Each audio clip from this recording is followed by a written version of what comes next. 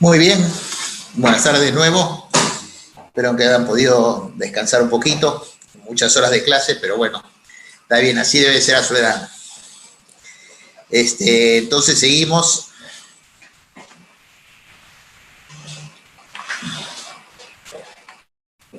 Muy bien, vamos a recordar un poquito las estructuras de la función de la piel, ¿no es cierto?, para ir, digamos, a la parte de quemados, que es muy interesante, y que eso, si uno trabaja en emergencia, lo va a ver, y lo tiene que saber, ¿no? Eso es algo que no necesariamente, realmente, en en el internado, en todo, en la vida normal, siempre va a haber pacientes quemados, y esto es algo que tienen que conocer, por lo menos lo básico.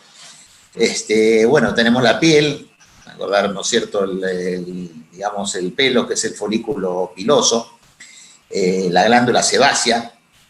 Quiero referir, es importante cuando es segundo grado, digamos, la quemadura de primer grado, ¿no es cierto?, que es la superficial, va en la epidermis nada más, puede llegar hasta la dermis, o en la epidermis queda toda la dermis. Entonces prácticamente, como la dermis tiene muchos anexos, digamos, células epiteliales, esto, digamos, se recupera rápido, ¿no es cierto? Cuando es ya digamos, el segundo superficial, digamos, es de que ha agarrado la epidermis. Primer grado es que no ha llegado hasta la dermis. Segundo grado es que ha agarrado un poquito de la dermis, ¿no? Y segundo grado superficial es cuando va en la parte profunda de la dermis, ¿no? Y tercer grado es cuando ya ha agarrado toda la dermis, ¿no? En un segundo grado profundo, ¿no es cierto?, toda digamos, repetilización se hace a través de los anexos, digamos, generalmente acá en los bordes del folículo piloso y la glándula sebácea hay células epiteliales. Entonces estas células epiteliales son las que hacen la regeneración, ¿no? Entonces tenemos que dividir bien la epidermis, ¿no es cierto?, la dermis, la hipodermis, el de la grasa, los vasos están, ¿no?, están acá la vascularización en la hipodermis, de ahí van a la dermis. Y bueno, tenemos los vasos capilares, el músculo, la grasa, etcétera, ¿no? Las terminaciones nerviosas libres.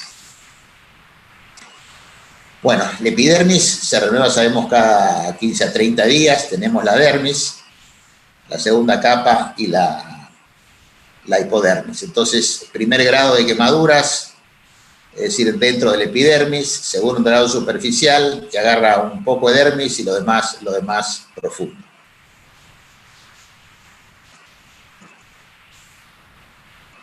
La epidermis es la capa más externa, ¿no es cierto?, construida por tejido epitelial, carece de vasos sanguíneos y terminaciones nerviosas, ¿no es cierto?, es más gruesa en la palma de las manos y las pies, y tiene, claro, la zona de estrato córneo, o el estrato calloso, o el estrato basal o germinativo, ¿no? La capa gruesa de tejido conjuntivo, colágeno y elastina, que es la dermis, ¿no? La dermis está situada bajo la epidermis y lo fundamental, contiene vasos sanguíneos y linfáticos, terminaciones nerviosas, glándulas sebáceas y sudoríparas y folículos pilosos, una rica red vascular y aporta, digamos, el oxígeno y los nutrientes. La hipodermis es el tejido celular subcutáneo, es la parte más profunda de la piel, formada por tejido conjuntivo adiposo con bandas de colágeno y elementos vasculonerviosos. Y bueno, y aísla el calor, ¿no es cierto?, es amortiguador. Las funciones de la piel. La piel, sabemos, tiene en extensión en promedio 2 metros, ¿no?, metros cuadrados, es una barrera protectora, inmunológica, termorreguladora, es órgano de percepción. También se produce la biosíntesis de la vitamina D, hay absorción y hay excreción y secreción por las glándulas. También hay que entender que el hipotálamo, ¿no es cierto?, que es el centro regulador de la temperatura, recibe la información sensitiva del cuerpo e inicia la producción de medidas para conservar el calor o aumentar su pérdida según los niveles del calor en el cuerpo que recibe por la información sensitiva. La regulación de la temperatura es a través del temblor, por la actividad de los músculos. Es decir, cuando hay frío, uno tiembla para para crear calor, ¿no? Y la vasoconstricción aleja la sangre de las extremidades hacia órganos internos y el cuerpo aumenta su producción de calor. Bueno, vamos a ver las quemaduras, ¿no? Tema que nos ocupa. Las quemaduras constituyen un problema de salud pública a nivel mundial, porque causan 180.000 muertos. Y sabemos, ¿no es cierto?, la mayoría se produce en países subdesarrollados, ¿no? Y casi 2/3 en África, Asia Sudoriental, ¿no? Eso de acuerdo a la Organización Mundial de la Salud. Las lesiones por quemaduras no fatales son una de las principales causas de morbilidad, ¿no? Y sabemos que las quemaduras se producen mayormente en el ámbito doméstico laboral. Todos sabemos ahí la sartén, nunca dejar afuera porque el chico le dé y se tira el aceite hirviendo, el agua hirviendo, ¿no? Hay muchas que son prevenibles, ¿no? Ahora, las quemaduras por llama y las escaldaduras por líquidos calientes son las más frecuentes en nuestro entorno. Los niños, sobre todo los menores de 10 años, tienen mayor riesgo de sufrir quemaduras. Y sabemos por qué la mayoría, ¿no es cierto?, accidentes domésticos. Y son habituales en los meses de invierno por el empleo de métodos de calefacción, ¿no? La localización más común son las extremidades superiores y las patologías más asociadas a las quemaduras son el alcoholismo y las enfermedades psiquiátricas y neurológicas en los adultos. Una quemadura es una lesión a la piel u otro tejido orgánico causada principalmente por el calor y la radiación, la radioactividad, la electricidad, la fricción o el contacto con productos químicos.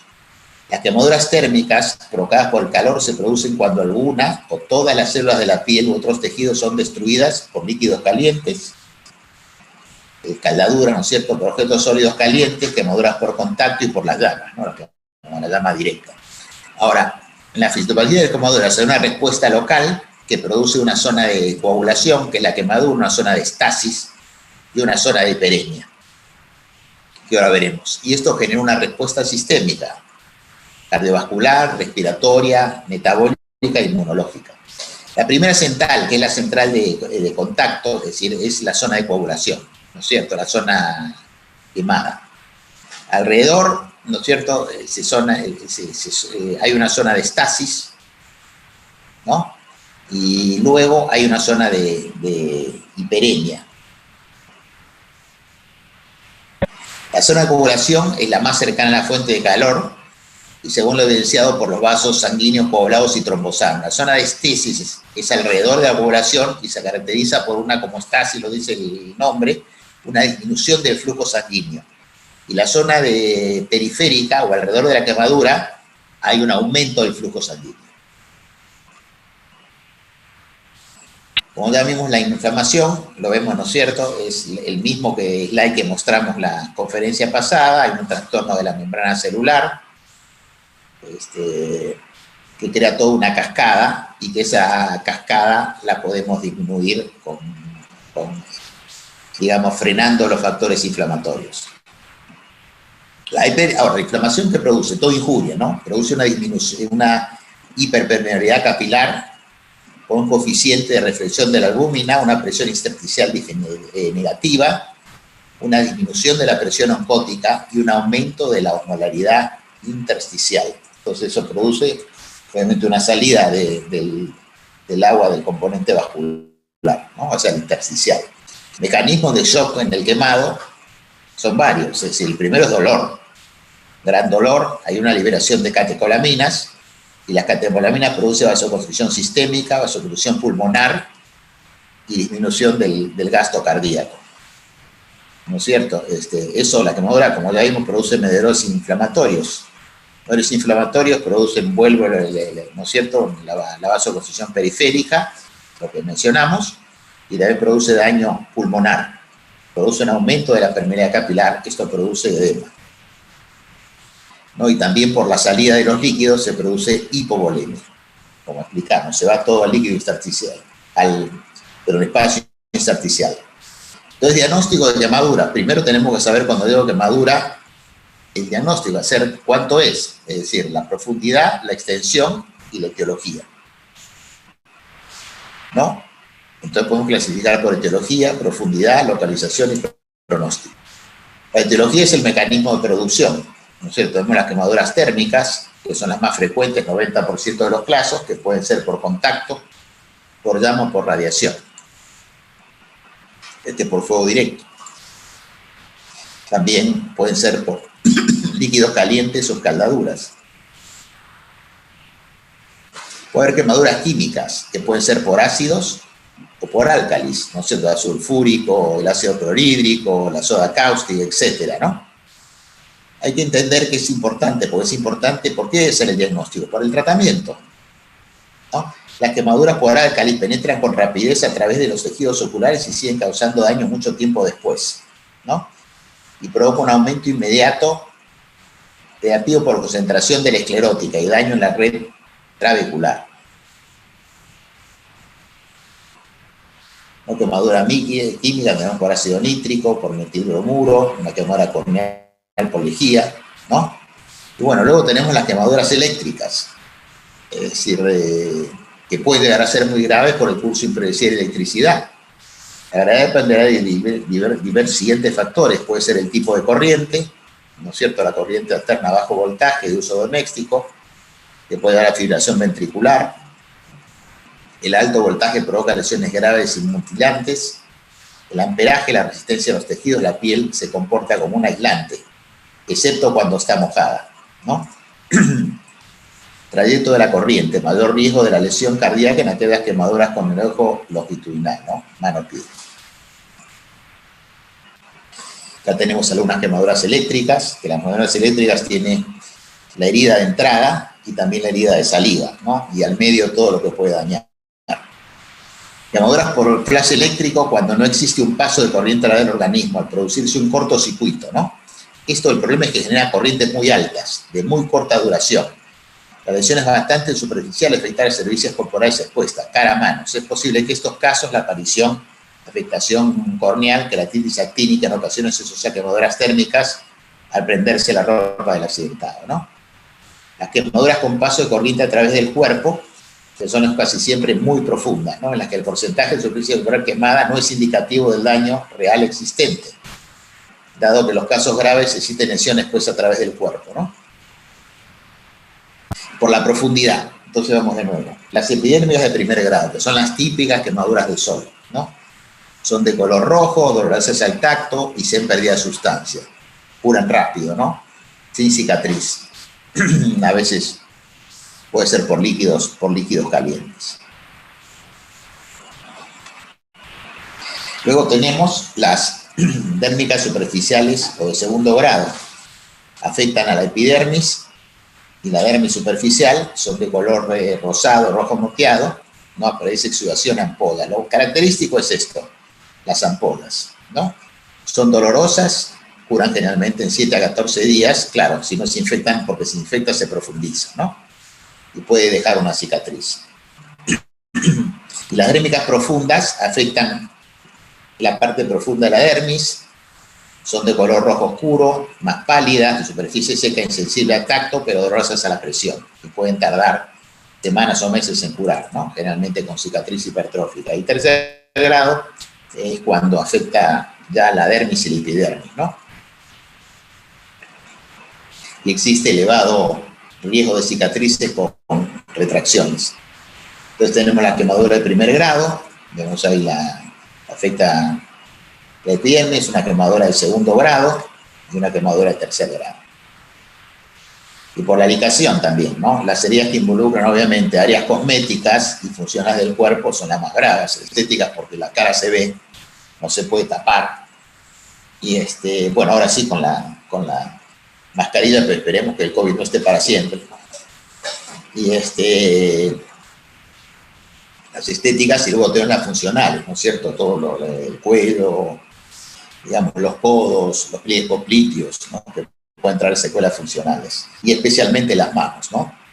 Que las manos pueden producir retracciones invalidantes. Hay que también tener en cuenta que una quemadura que afecta la cabeza del cuello puede afectar el tracto respiratorio y crear quemaduras respiratorias, ¿no?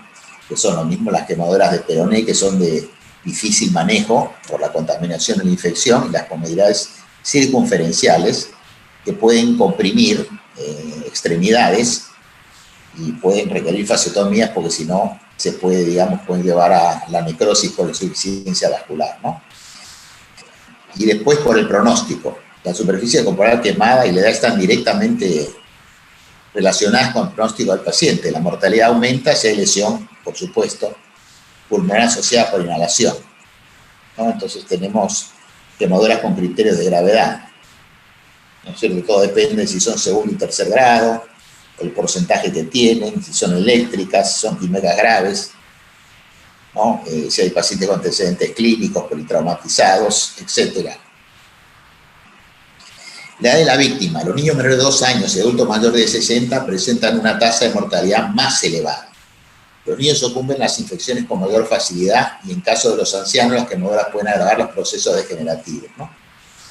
En relación a su extensión, esto es muy importante porque lo primero que van a decir, uno tiene que hacer el diagnóstico, es decir, primero, segundo, tercero, y qué porcentaje tiene. Para empezar, digamos, el porcentaje más fácil, la palma de la mano, que es 1%, eso seguro. Después viene la regla de los 9, ¿no es cierto? Que cabeza adultos, ¿ah? Porque en niños es distinto. En adultos, digamos, uno puede dividir fácil cabeza y cuello 9, ¿no es cierto? Parte anterior, parte posterior, tronco anterior, ¿no es cierto? Todo el tronco anterior 18, todo el tronco posterior 18, los brazos 9, que son 4, 5 y 4, 5, y las piernas 9 y 9, ¿no? Uno puede hacerlo, ¿no? Y acá tiene digamos, la regla de los 3, pero tiene que entender que en el niño es diferente, porque el niño tiene en total un 18. El niño es 18% en la cabeza, siempre es grande. Por eso, una zona dadora excelente en los niños para tratar las quemaduras es el cuero cabelludo. Es decir, se sacan los injertos, digamos, se saca el pelo, ¿no es cierto? Se afeita la cabeza y se pueden sacar tomas muy finas, parciales, cada 10 días. Y eso en un quemado, digamos, con superficies extensas es importante. Y aparte, si uno realmente las hace bien, de ahí crece pelo y no se ve ninguna secuela. Es una gran zona dadora. La diferencia vemos en el adulto, ¿no es cierto? Que la cabeza sería el doble. En el niño la cabeza es el doble que en el adulto, ¿no? Y obviamente las proporciones, las piernas son menores, ¿no? El tronco más o menos lo mismo, y los antebrazos. Es a costa de los miembros inferiores. Otro también, que esta la pongo porque también es una regla que la publicó mi padre, que también era cirugía plástica y fue cirujano plástico siendo especialista en quemados, y él divide la regla de los 3, que es más fácil. Pone el cuero cabelludo 3%, digamos la cara 6%, los antebrazos los divide rápido en tercios, ¿no es cierto? Antebrazo, brazo y mano, ¿no es cierto? Mano, claro, estamos hablando de toda la mano, ¿no? Pues sabemos que la palma de la mano sola es 1%.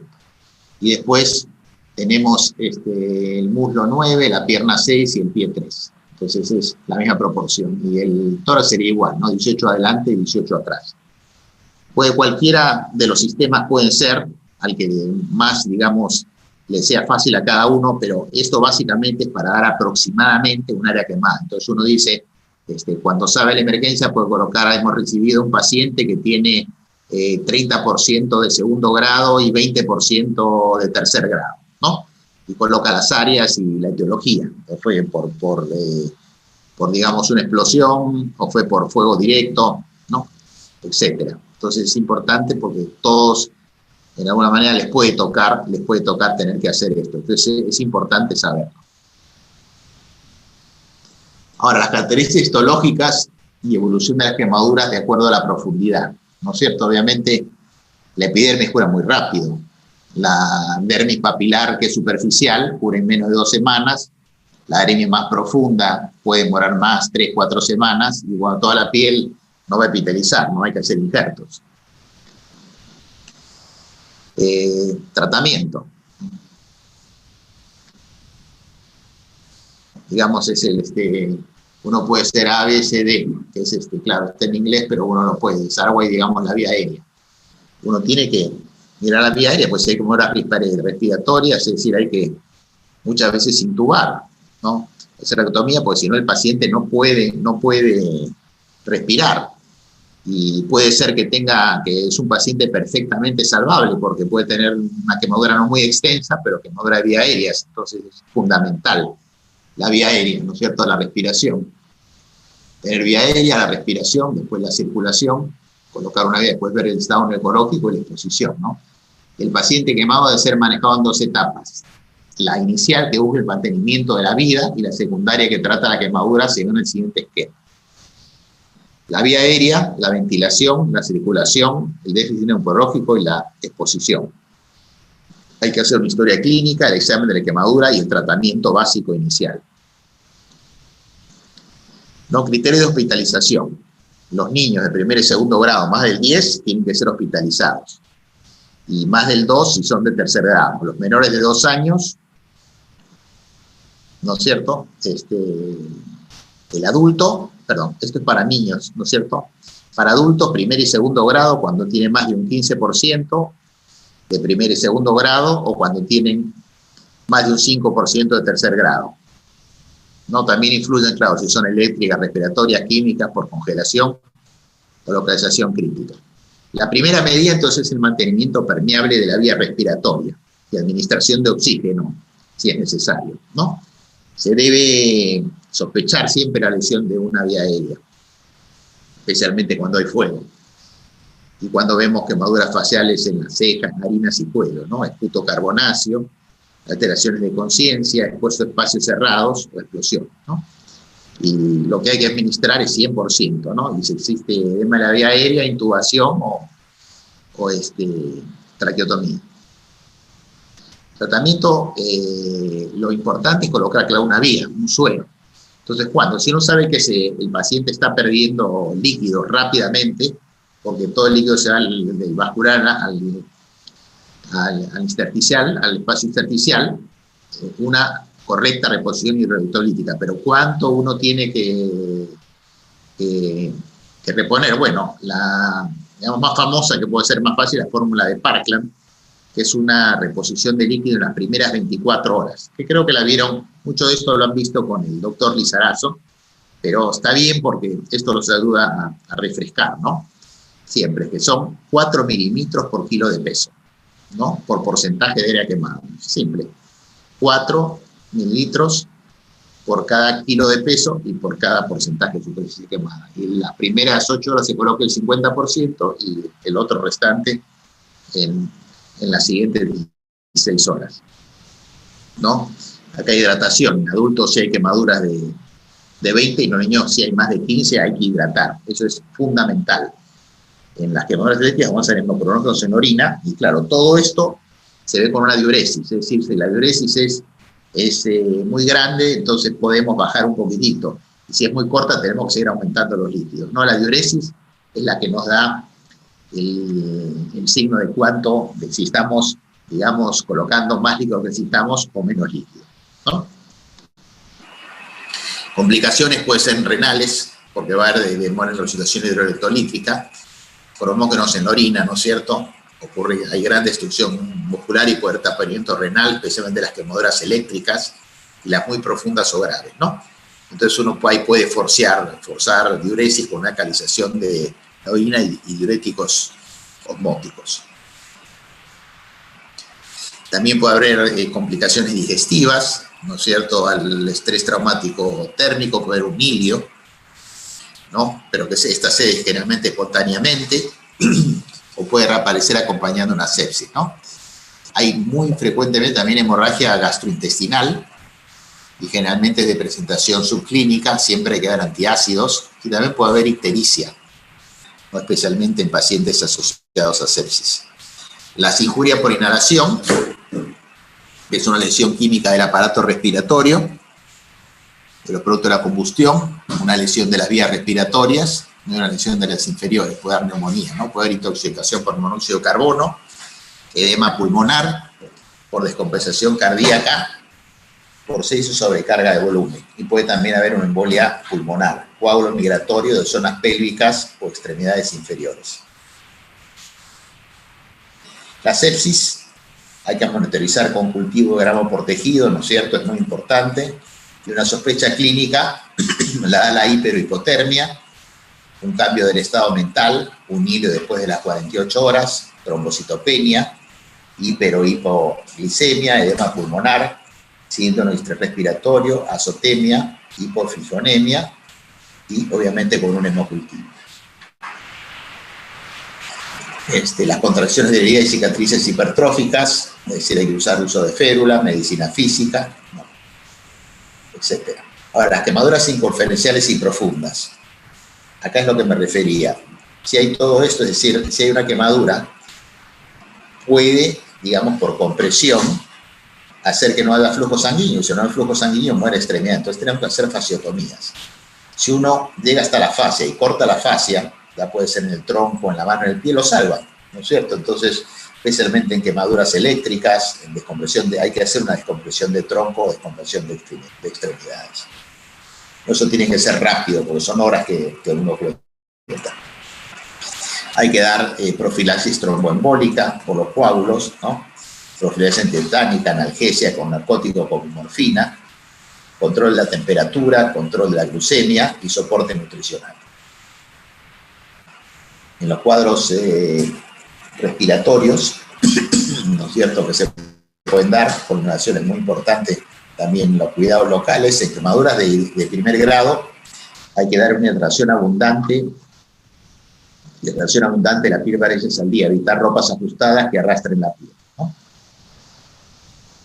Quemadura de segundo grado, enfriamiento de la quemadura, hay que aplicar apósitos de cura en ambiente húmedo, hidrogeles, mallas, hidrocoloides, mallas de silicona, apósitos de plata. Hay muchas maneras de tratarlo, ¿no? Y también cumplirán sobre todo una función de compartibilidad, pero no deben adherirse al lecho ni doler a la retirada.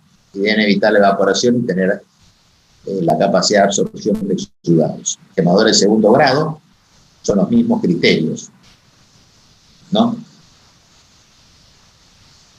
Y también lo que se hace mucho para cuestión estética, realmente cuando hay la duda o una quemadura de segundo profundo, en realidad lo que se realiza es carectomía, se saca el tejido quemado y se coloca un injerto, ¿no? Para curar el tratamiento y evitar una cicatriz que no sea estética o secuelas funcionales.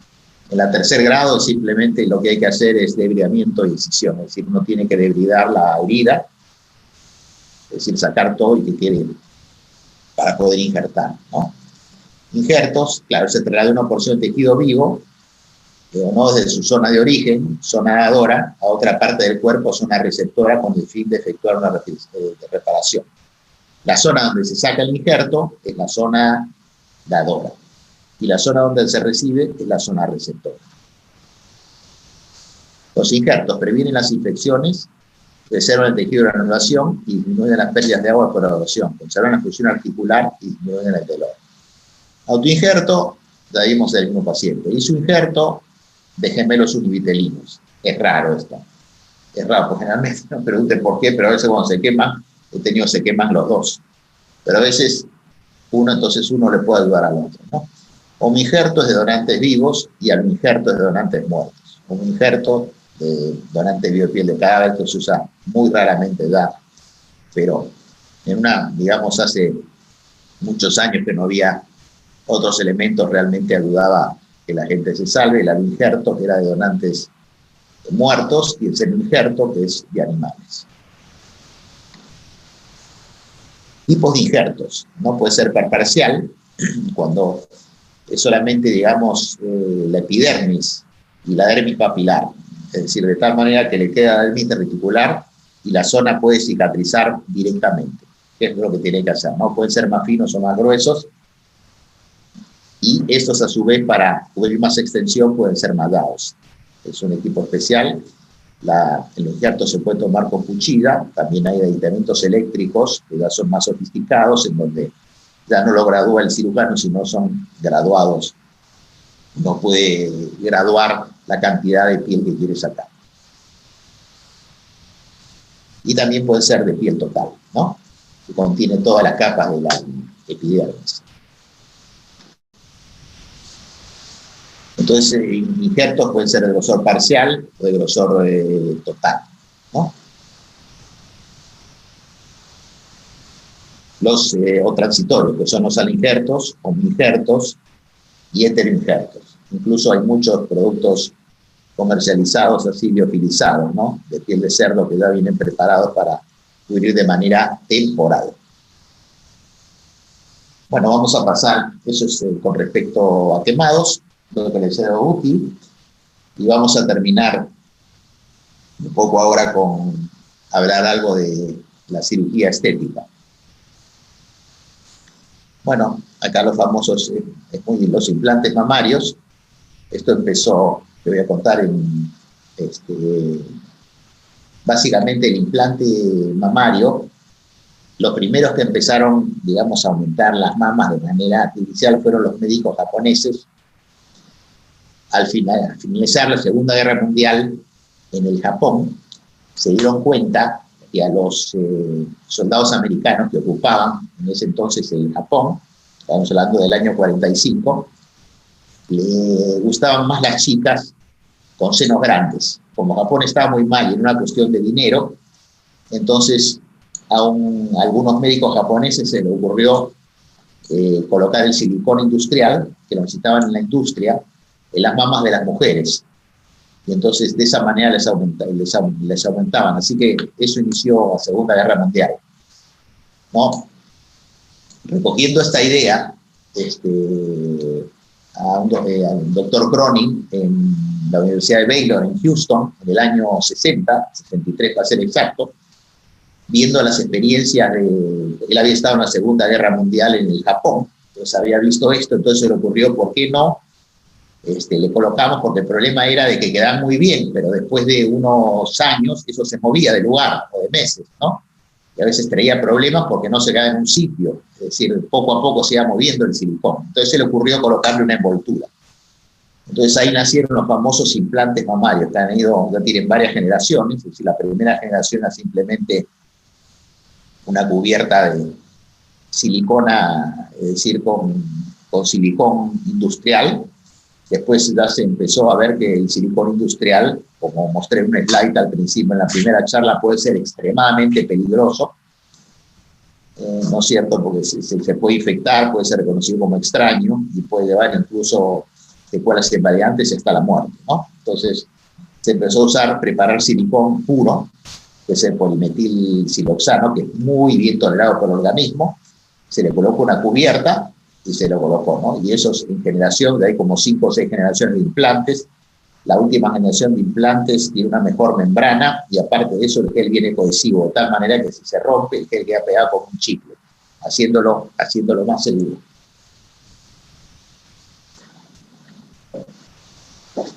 Acá tenemos,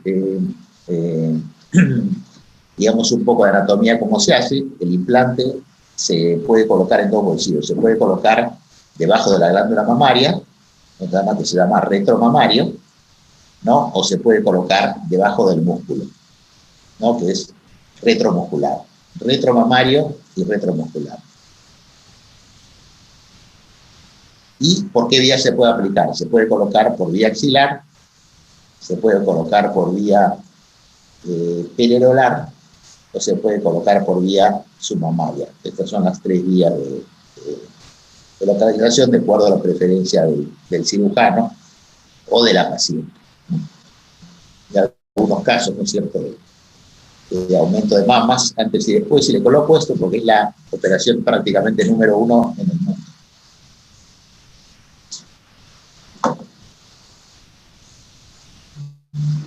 O cada vez la gente se aumenta más las mamas, ¿no?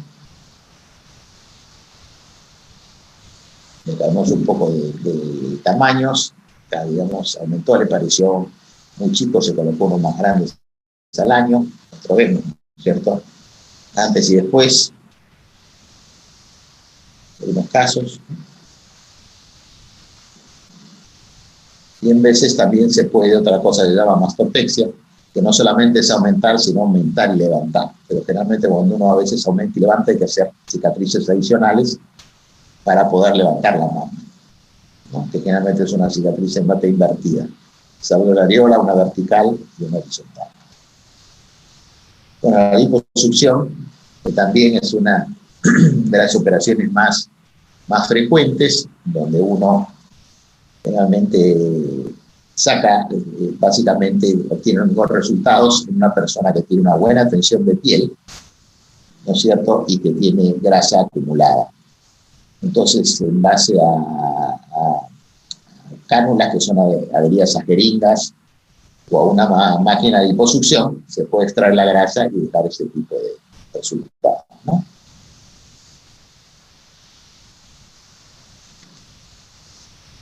Un poco, esta es la famosa liposucción. El paciente ideal para operar es un paciente con textura normal, con una buena tensión de piel. No es para adelgazar, para adelgazar hay otras técnicas, ¿no? Obviamente en un primer dieta y ejercicio, y ya si son obesidades, morbo y todo demás, se puede hacer la cirugía bariátrica, ¿no? Y ya es otro tema. Algunos antes y después.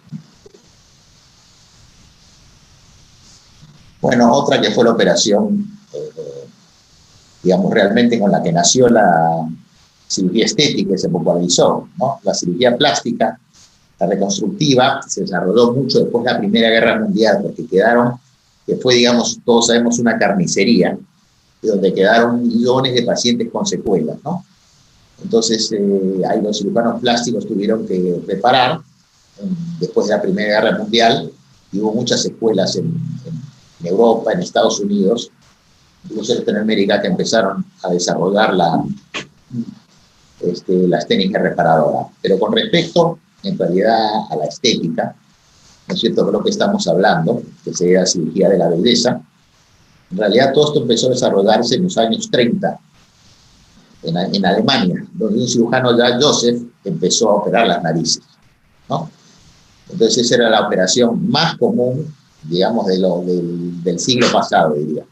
De los 30, de 1930 hasta 1990, claro, se empezó a desarrollar un poco todo, pero lo que más se hacía era la nariz, ¿no? Que básicamente consiste al principio era solamente cirugía de disminución, se operaban los que tenían digamos, una joroba muy grande, tipo condorito, entonces se rebajaban, pero ha ido mejorando hasta que la nariz realmente tiene que ser armónica de acuerdo al rostro tipo de piel, ¿no?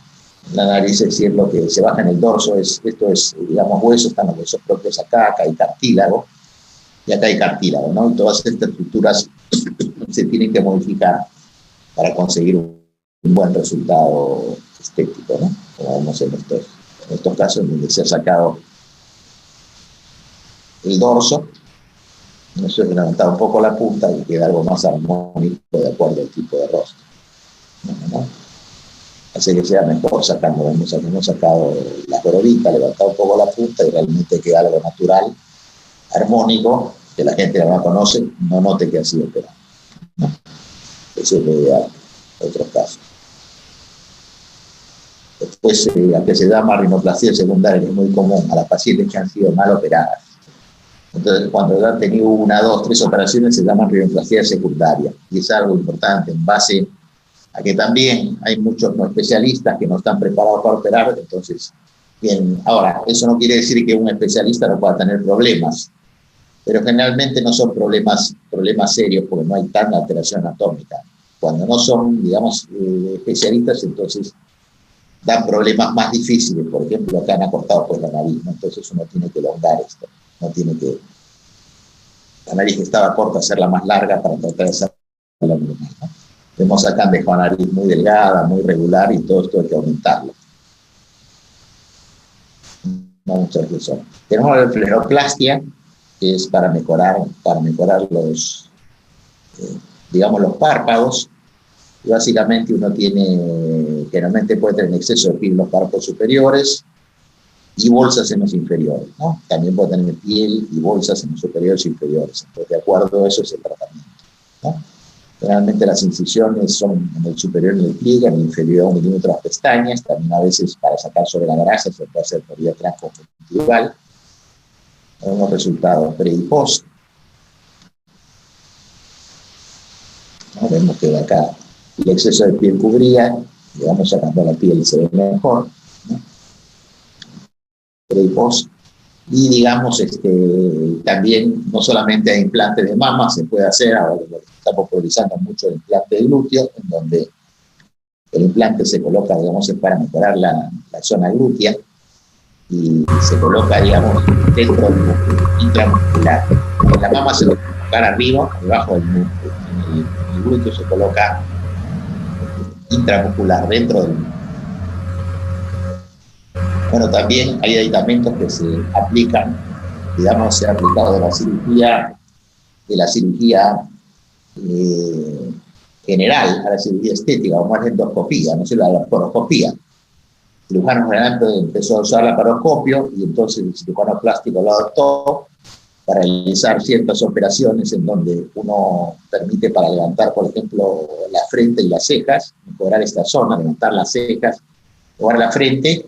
Antes se tenía que hacer cortes muy grandes, entonces ahora solamente se realiza la operación con cortes pequeños, utilizando el endoscopio para poder, digamos, decorar acá toda la frente, cortar acá los músculos, ¿no es cierto?, y poder traccionar las estructuras sin necesidad de cicatrices grandes. Vemos como a veces la endoscopía y todos los desarrollos de cirugía se pueden aplicar a la cirugía plástica, ¿no? Se llama cirugía generalmente endoscópica, ¿no? Se ha mejorado la frente. Bueno, luego tenemos la ritidectomía. La ritidectomía, o el famoso facelift, es la cirugía del estiramiento o reconocimiento facial, cuando uno, por la edad, digamos, uno envejece, los tejidos van cayendo, se pierde grasa, digamos, el hueso disminuye, las estructuras, los ligamentos se relajan, y entonces estas estructuras caen, ¿no? Entonces, así como caen, uno tiene que levantarlas, ¿no? Entonces, estas son las cirugías, los cortes generalmente dentro del pelo y alrededor de la oreja y dentro del pelo, entonces uno levanta, ¿no? Reacomoda los tejidos. Es el famoso lifting o ritidectomía. Ya tiene algunos casos de ritidectomía antes de peso, hacen de joven, pero había bajado mucho de peso, sobra mucha piel, entonces cómo se puede conseguir un resultado, ¿no? Acá tenemos también un preimpositorio de un lifting, vemos cómo se mejora, ¿no es cierto?, traccionando la zona de la cara y la zona del cuello.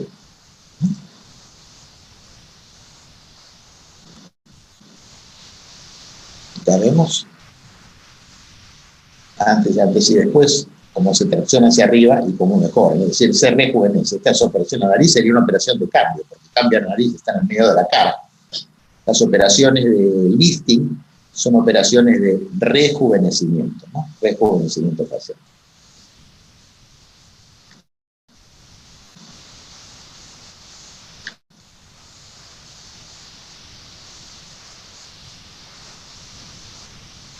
Tenemos un postoperatorio, y acá vemos cómo mejora la cara, toda esa zona, y también como las cicatrices vienen acá dentro del pelo, y vienen acá dentro de la oreja y detrás de la oreja, no se notan, ¿ven? El preoperatorio y el postoperatorio, y prácticamente las cicatrices son bastante imperceptibles, por eso es que la gente se opera tanto, ¿no? Determinada edad para rejuvenecer y verse mejor, ¿no? Tenemos antes, ¿no es cierto?, y después, ¿no? También vemos cómo se mejora esta zona, la zona del cuello, ¿no? Bueno, luego tenemos la dermolipectomía, ¿no es cierto? En la charla anterior mostramos algunos problemas con complicaciones de abscesos, pero básicamente la dermolipectomía es para mejorar la zona del abdomen, ¿no? Usualmente después de los embarazos. Básicamente son tres los problemas acá. Acá hay exceso de grasa, exceso de piel y hay una diastasia del músculo recto. Los músculos rectos que tendrían que estar acá están separados. Entonces, uno básicamente a través de un corte, ¿no es cierto?, en la parte inferior que va de lado a lado, es decir, secciona toda la piel que está entre el ombligo y el vello cutáneo, todo esto sale y este punto pasa a estar acá. Entonces uno estira todo. Aparte de estirar, contornea y puede hacer una liposucción, puede dejarse el mismo ombligo, ¿no es cierto?, que es, digamos, se estira y se hace de nuevo un nuevo agujero para sacar el ombligo, o se puede hacer una reconstrucción de ombligo, ¿no? Esta es la operación, la abdominoplastía o dermolipectomía. Y obviamente al sacar el exceso de piel y al corregir los músculos, entonces no queda plano, ¿no?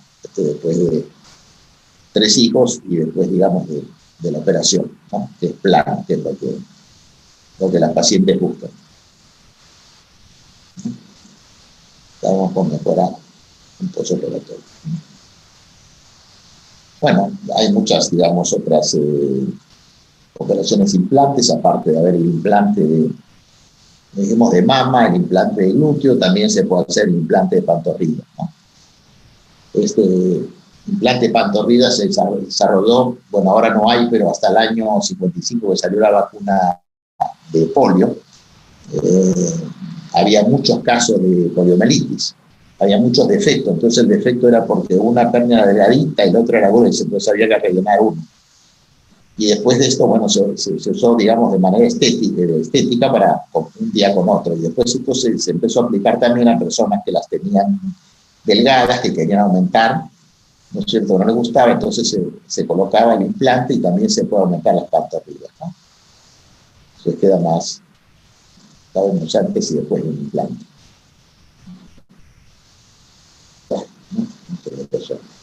Bueno, hemos extendido bastante. Quiero agradecerles por la atención. Es una, nada más, foto de hace 30 años, tenía homenaje a mi padre, ¿no? Acá estoy yo hace unos cuantos años joven, mi hermano, y la última foto que vemos con mi padre vivo en el año 92, que también era cirujano plástico, ¿no?, y profesor. Entonces, muchas gracias por la atención y, por favor, quedo dispuesto, porque ha habido tiempo, hemos terminado antes del tiempo propuesto, y encantado de responder algunas preguntas o aclarar algunas dudas, ¿no? Para eso estamos.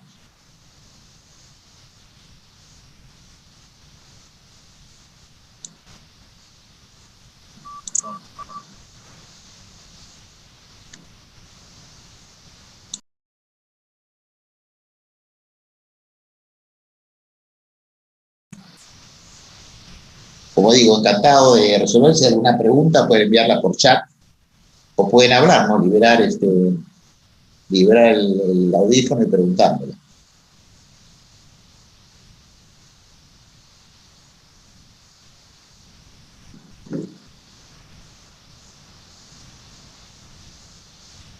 Buena pregunta. A ver, Jesús me pregunta si hay alguna diferencia entre una abdominoplastia hecha por un cirujano plástico y un otorrino.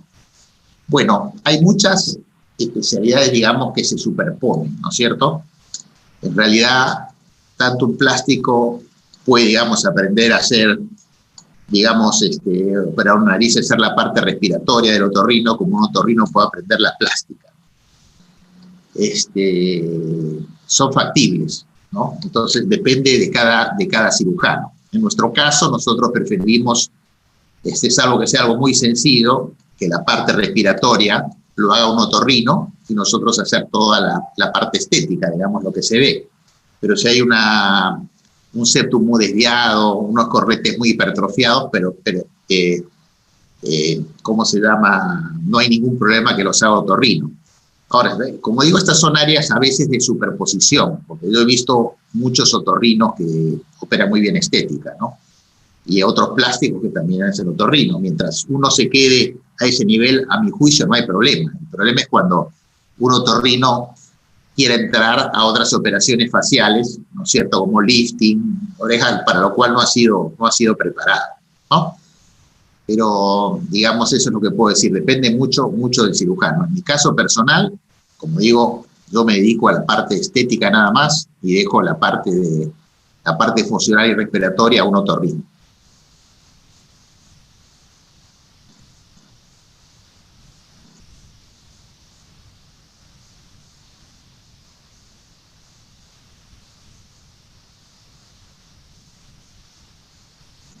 Muy buena, es una muy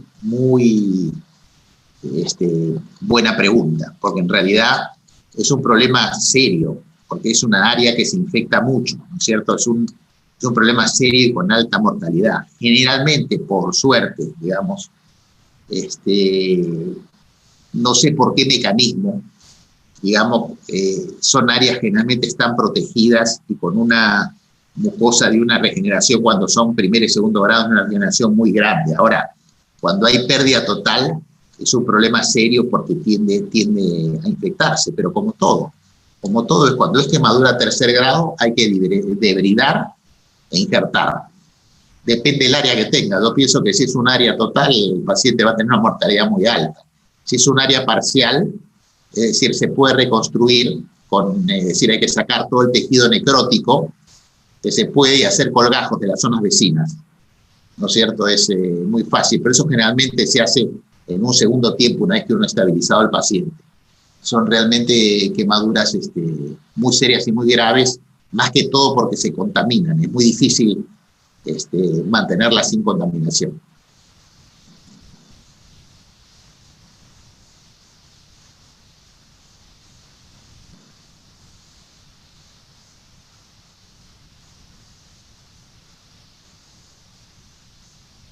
Claro, por supuesto que hay que cuidar, básicamente, en realidad, claro que hay que cuidar a los riñones, pero digamos, el riñón sano está preparado, digamos, para soportar una gran diuresis. Así que en realidad es preferible, ¿no es cierto?, en ese sentido, tener un pequeño problema, digamos, renal y no tener que no va a ser, ¿no es cierto?, mortal, ¿no es cierto?, que tener digamos, una excesiva diuresis. En realidad lo que tenemos que conseguir, mientras haya más de 30 milímetros por hora en la diuresis es adecuada, y eso es lo que tenemos que conseguir.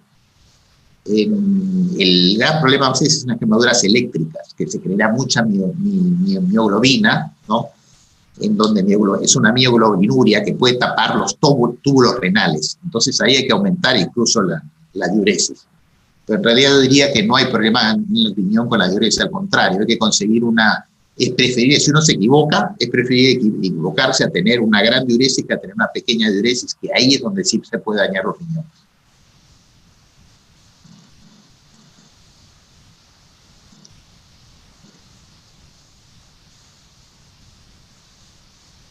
Claro, lógico.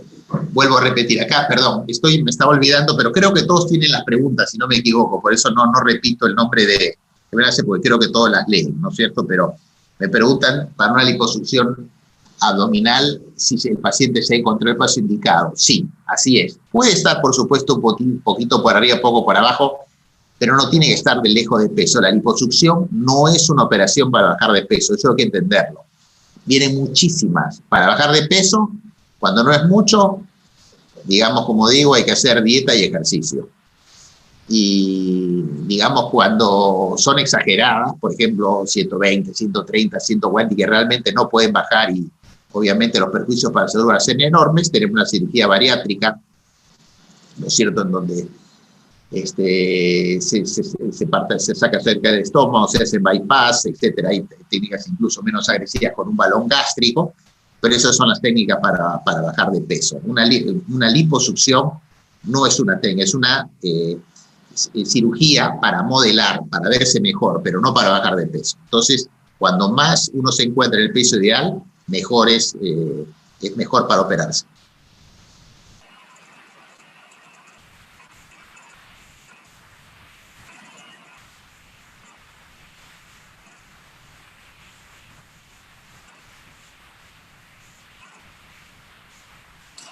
Bueno, referir mientras preparan la otra pregunta, lo que quiero decirle es que hubo una época, digamos que en los 90, a finales del siglo pasado, que se popularizó la liposucción para bajar de peso.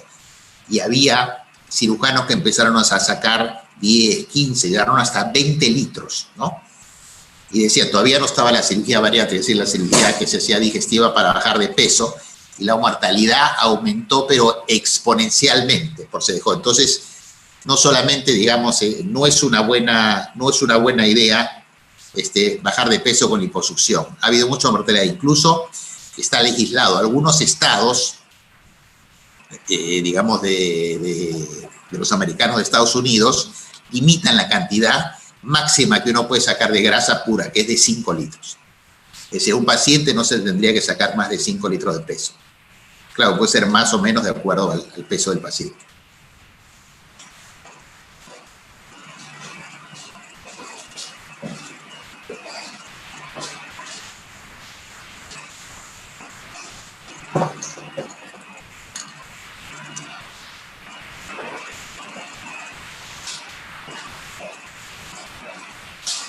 Bueno, lo ideal para corregirla, como lo dije, me preguntan la edad más recomendada para realizar una intervención de labio leporino. Lo ideal, digamos, el estándar es 3 meses.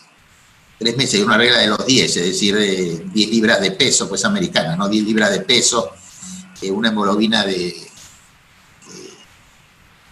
10 y, digamos, las 10 semanas, ¿no? Que será 2 meses y medio, 3, porque el paciente, digamos, como ya repetí, el niño está más, las estructuras son más grandes, la operación es más fácil, es más fácil la anestesia general, pero como repetí, cada vez hay más cirujanos que prefieren operarlo recién nacido, porque es, ¿cómo se llama?, para la salud mental de los padres, que los padres se sienten muy confortables. Es muy difícil tener durante 3 meses un paciente, digamos, con una fisura labial. Prefieren repararla lo más rápido, ¿no? Entonces hay muchos cirujanos que lo hacen y lo hacen bien. Así que depende, pero la ideal es 3 meses. Y en realidad, cuando no hay corrección cuando no hay fisura, digamos, palatina, todo incluso se puede esperar más, ¿no? Hay muchas pacientes que no se operan por razones económicas o geográficas, que le hemos operado a más edad, como han visto en las fotos, y es más fácil porque son más grandes, ¿no? Y uno incluso puede tener un mejor resultado, pero obviamente cuando antes uno lo opere es mejor, digamos, para que se vea y para que crezca de la manera más normal posible.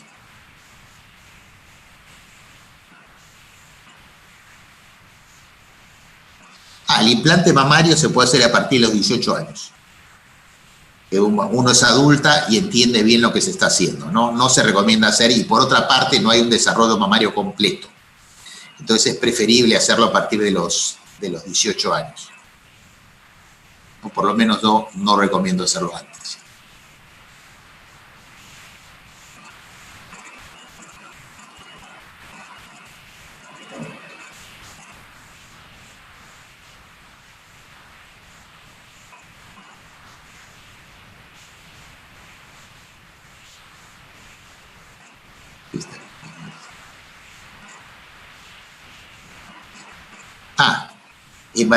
En varones con ginecomastia, en realidad les afecta psicológicamente mucho, y yo diría que se puede realizar antes, ¿no es cierto? Si tiene una gran afectación, son ginecomastias grandes, se pueden hacer a los, digamos, 13, 14, 15 años. Por eso es algo distinto, es decir, la afectación psicológica, digamos, es muy grande, especialmente en los varones, así que realmente después, digamos, de la pubertad, en el varón y demás, no hay un gran crecimiento de mamas.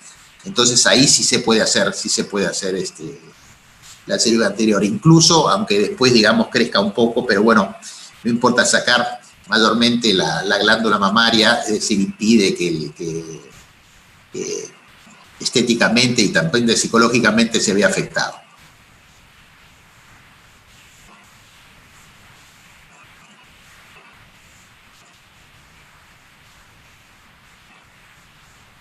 En realidad no, la liposucción no ayuda a mejorar la celulitis. Hay algunas técnicas, es cierto, algunas cánulas especiales que en celulitis muy graves se puede mejorar con una técnica especial de liposucción, ¿no? Porque es superficial, pero en general la liposucción no elimina la celulitis. En términos generales no, porque la celulitis es un problema de la grasa muy superficial, un problema de la piel, que se da más en las mujeres, y que, digamos, a veces se resuelve más con dieta, con ejercicio y con métodos no invasivos que con liposucción.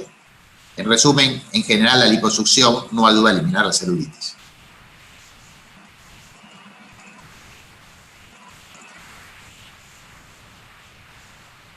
En realidad no, porque el implante no afecta a la lactancia materna. El implante no tiene por qué afectar ningún conducto galactóforo, así que no hay por qué retirar. Perfectamente uno puede dar de lactar con implante mamario.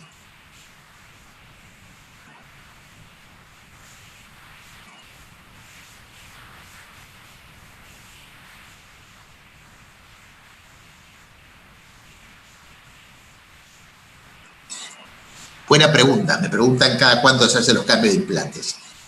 La respuesta es esta. Los implantes, las compañías lo garantizan por 10 años y recomiendan cambiarlo cada 10 años.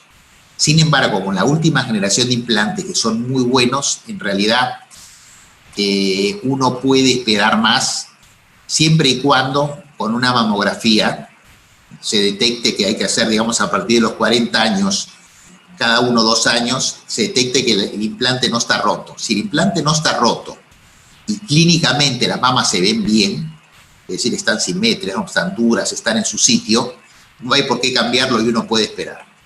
Entonces yo diría de que no son eternas, pero tampoco hay que cambiarlas a los 10 años. A partir de los 10 años, lo que sí, hay que revisarse anualmente para ver si todo está bien.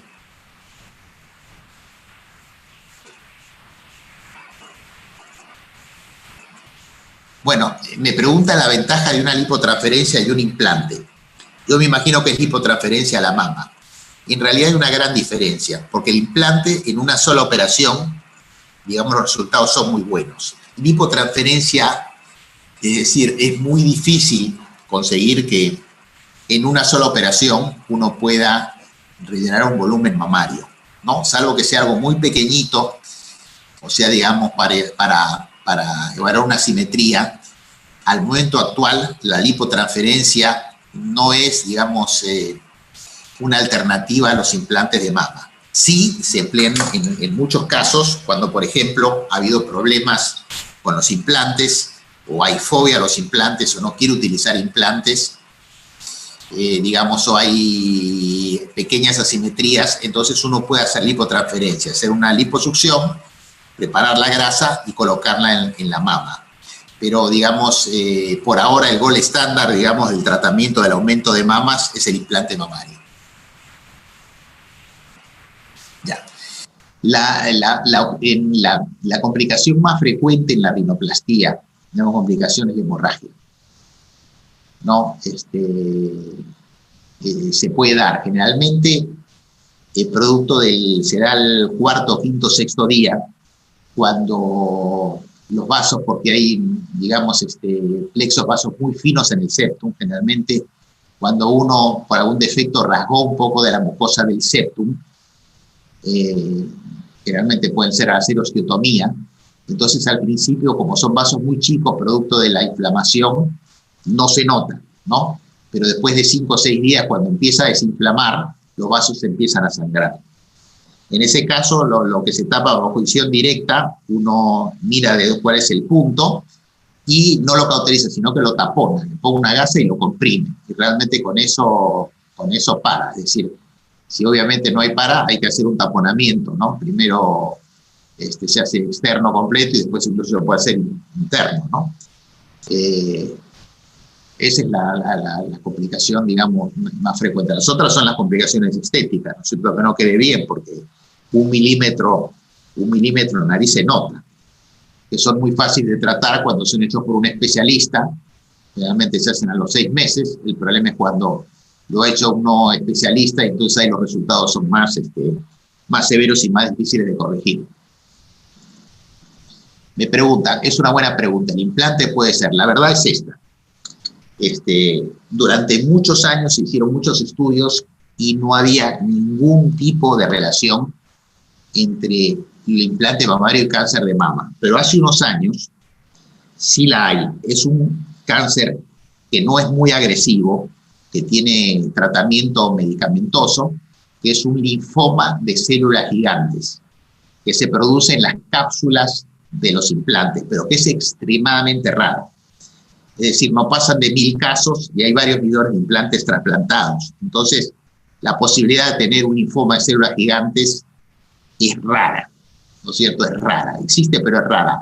Y aparte de eso, la buena suerte para todas las mujeres que quieren colocarse implante de mama es que solo se da en cierto tipo de implante, que son los implantes altamente texturizados o los de poliuretano, no se da en los lisos. Entonces, si uno se pone implantes lisos, la probabilidad que tenga es más todavía rara, ¿no? Creo que no pasan de 20 los que se han descrito con implantes lisos. Entonces, básicamente, la respuesta sí, pero es un riesgo, digamos, tan raro que es como digamos, no colocarse una vacuna de polio, ¿no es cierto? Porque también hay cada cientos de miles una reacción rara, ¿no? Neurológica. Me preguntan cuál es la diferencia. Sí, es una diferencia bastante. La liposucción, como el término lo dice, es extracción de grasa.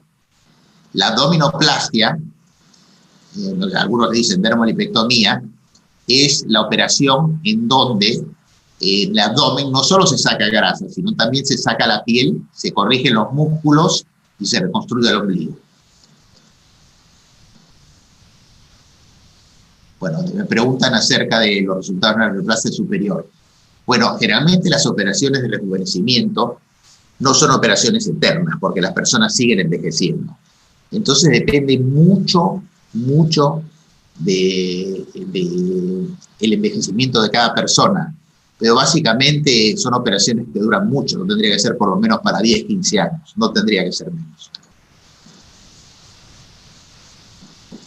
Perdón, ¿y cuáles serían sus principales contraindicaciones?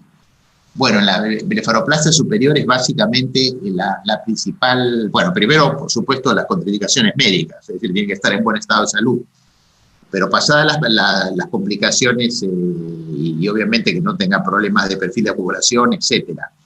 Pero básicamente, primero, de que tenga realmente exceso de piel, ¿no es cierto?, exceso de grasa, y que básicamente la piel que saquemos pueda permitir que cierre el ojo con total normalidad, ¿no? Entonces, claro, hay casos, generalmente no hay ningún problema, cuando tiene exceso de piel se puede sacar, pero hay excepciones.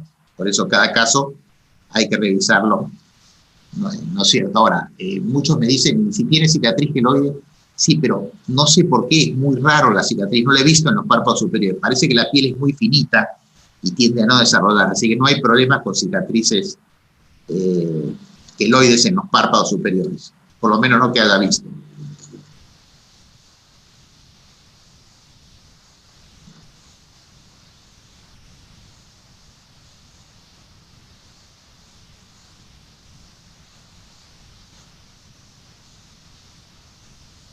Buena pregunta. Están mejorando, ¿no? La pregunta.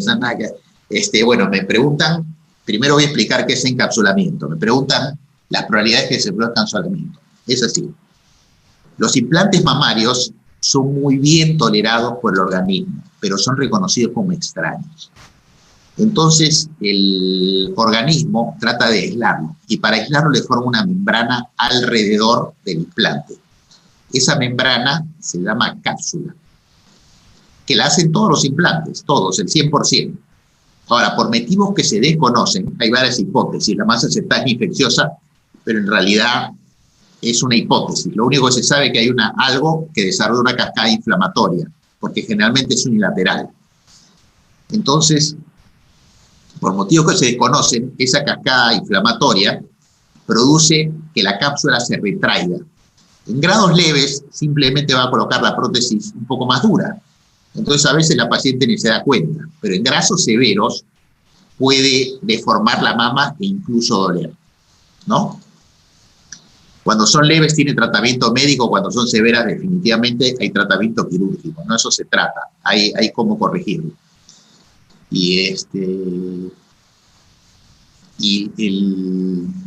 ¿Cómo se llama? En la proporción de los pacientes es así, cuando se coloca del músculo es del 1 al 2%. Cuando se coloca por encima del músculo, es decir, retromamarios, puede ir hasta el 8%, 10%, pero depende de los años. En realidad, a medida que son más años, tiende eso a subir, ¿no es cierto? Puede subir al 5, 6, 7% en la retromamarias a los 10, 15 años, incluso puede subir a los 20% cuando son 15, 20 años de los retromamarios, ¿no? Así que sí se presenta en la medida de que son, digamos, más antiguos los implantes, a mayor probabilidad que haya una contractura capsular.